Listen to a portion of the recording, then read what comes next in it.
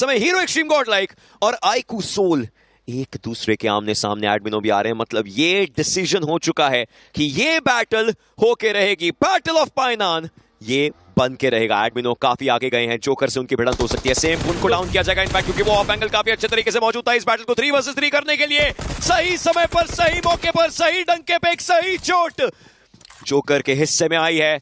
Finish numbers और बढ़ाने पड़ सकते हैं। जितने भी एरियाज है, जितने भी एंगल जहां से खिलाड़ी आ सकते हैं, सारी जगहों पे मोलोटॉव किया जा चुका है। जोकर को बताया गया कि नीचे खिलाड़ी है, जोकर जाकर के नीचे ये बैटल लेना चाहेंगे। मोलोटॉव उनकी तरफ से भी गया है, ये मोलोटॉव लग सकता है एडमिनो को। जी नहीं, अभी के लिए लगा नहीं है, लेकिन अब आगे की बैटल पूरी निकालनी पड़ेगी। और ये मोलोटॉव खुद जोकर को भी रोकता हुआ, लेकिन Nakul has been taken down. Punk IGL mindset के ऊपर हावी होता हुआ, लेकिन अब ये बैटल बिल्कुल सामने की बन चुकी है। Goblin is down. This is a battle for the ages, the battle of Goliaths.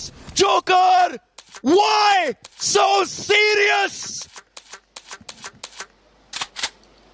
Just takes down the gods and reaps their souls.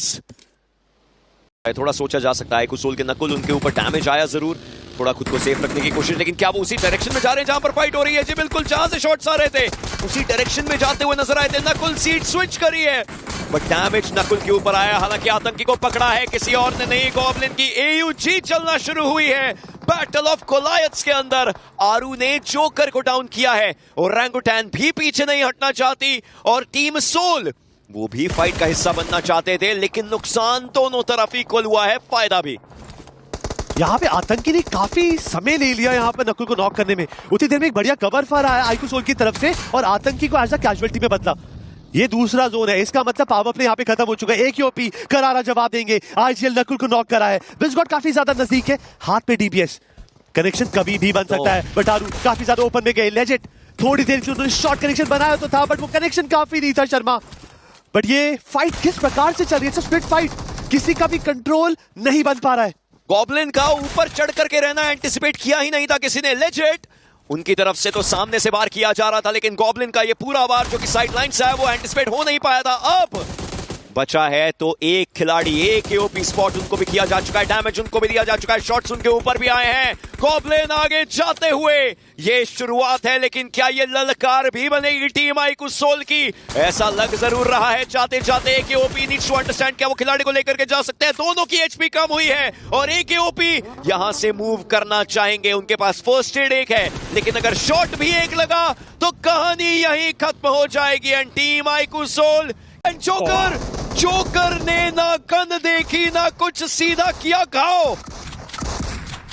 और एक के बाद एक यहाँ पे नुकसान होता ही चला जा रहा है। ड्रैगन वो इस बार कुछ खास यहाँ पे करके जा पाए नहीं। गॉब्लिन क्या इस फाइट को जीत सकते हैं, क्योंकि सामने वो वेपन हमें देखने को मिला नहीं। और इसी के साथ ड्रैगन ई स्पोर्ट्स उनका एलिमिनेशन हो चुका है 16वें स्थान पे, और काफी आसानी से तो नहीं, काफी मुश्किलों के बाद टीम आईकू सोल यहाँ पे 4 फिनिशर निकालेंगे। इस मौके पर वो TPP एंगल्स लेना चाहेंगे जरूर, क्योंकि अभी के हिस्से में है, लेकिन ये एंगल कोई भी देख नहीं पाएगा। TPP एंगल्स लेने की कोशिश है, ग्रेनेड्स हैं हाथ में, ओवेन के पास UMP है, TBS का एक चांटा पड़ सकता है, कहानी अलग हो सकती है। पीस दूसरी तरफ 8-बिट के आईकू 8-बिट के वो भी अभी के लिए फाइट्स लेते हुए। कॉटन फैंटम के ऊपर स्प्लैश डैमेज, बट वो फाइट को ग्रीन सिग्नल अभी भी नहीं मिला है।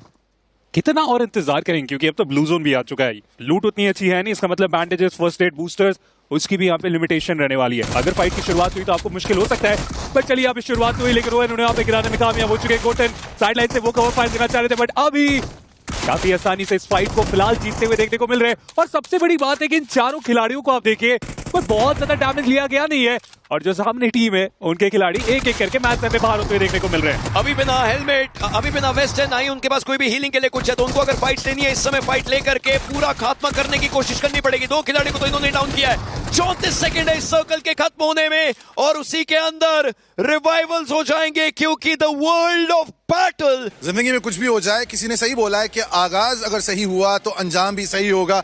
And iQOO Revenant X Spark have picked up their first chicken dinner, और वहां से अब भाई को समझ आ रहा है कि भाई से बात करनी है। Sensei is here. ये नाम जो है वो नया है, लेकिन कारनामे और काम जो है वो पुराने हैं। बिल्कुल हाँ, और ये नाम भी बहुत पुराना है, लेकिन अभी रिसेंटली नया जुड़ा है, तो काफी अच्छा फील हो रहा है मुझे। यार आपने पिछले 2 सीजन क्वालिफाई नहीं किया था, लेकिन इस बार स्टार्टिंग से ही चिकन लिया है। सोच बदली है या just do the things that you been doing, इस बार शायद किस्मत जो है वो चमकेगी? देखो मैं ऑनेस्टली बोलूँ, जैसे हमारा चिकन आया मुझे बड़ा खराब लगा, क्योंकि हमारे सीजन 2 में पहले गेम चिकन देन फिर हम बाहर हुए थे, तो हमें इस चीज़ का थोड़ा ऐसा था कि इस बार भी पहले गेम चिकन। लेकिन देखते हैं, hope for the best. And I think नई टीम है, नए प्लेयर्स हैं, नया खून है, नया जोश है, तो अच्छा ही होगा जो होगा।